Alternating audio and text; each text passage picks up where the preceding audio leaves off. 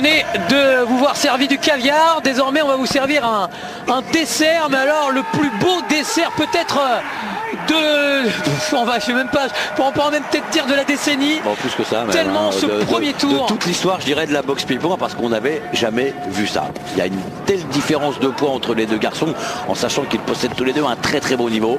Kao Klai Connor Singh, on va pas le présenter, enfin on vous le représente d'ailleurs, plus Mighty Mo. C'était au mois de décembre dernier. Premier tour. Exactement. De la finale. Quart de finale du K1 World Grand Prix 2004, et personne au niveau, chez les observateurs japonais n'aurait parié un yen sur la victoire de Kao Klai Connor Singh face au redoutable puncher qu'est Mighty Mo. Kao Klai Connor Singh qui avait eu son billet pour cette finale en remportant notamment le K1 de Séoul, ensuite en battant mais quand même déjà en battant Alexei Iniachev. Oui, c'est ce que j'allais dire. Voilà. Alexei Iniachev lors des éliminatoires. Donc, il avait un petit peu déjà planté le décor, le garçon. Avait lui remporté le K1 de Las Vegas pour se qualifier pour les éliminatoires.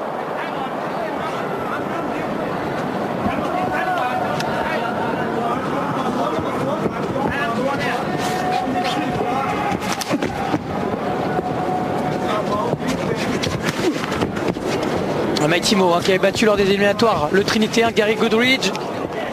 KO première reprise, et maintenant on va pratiquement se taire. On va pratiquement se taire parce que ça mérite d'être vu dans le silence. Ce qui va suivre dans quelques instants, c'est de l'ordre vraiment du miracle.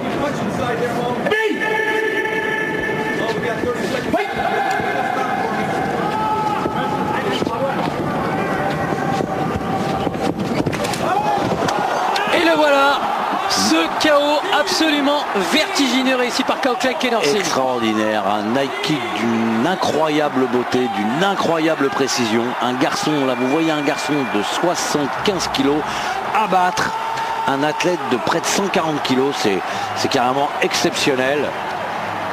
Kao Klai Connor Singh qui gagnera donc ses galons de demi-finaliste. Et regardez, magnifique, le high kick pur. Moi je me lasse pas de cette image parce que je trouve ça fabuleux, et nous espérons d'ailleurs pouvoir vraiment vous en montrer d'autres durant les mois à venir, et en espérant aussi avoir le même genre d'image le 19 novembre du côté du Dôme de Tokyo.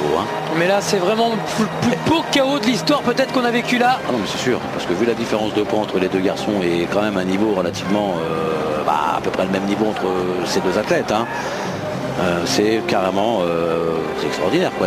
Regardez le tibia, c'est pile poil le tibia qui prend la tête de Mighty Mo. Vous savez quoi, c'est comme si qu'à l'époque Julio César Chavez avait mis KO Mike Tyson à sa meilleure époque. Non mais voyez, non mais c'est vrai, à toute proportion gardée, c'est un petit peu ça. C'est évident. Bon, faut pas rêver. Non, ça aurait pas été possible. Toujours est-il que lui, Mighty Mo, il a été rêvé quelques secondes là quand même. Il est parti faire un petit tour au voyage au pays des dodos. Avec Kao Klai Connor Singh qui ensuite sera éliminé en demi-finale par Musashi. Ouais. Parce que vu la différence de poids entre les deux garçons et quand même un niveau relativement à peu près le même niveau entre ces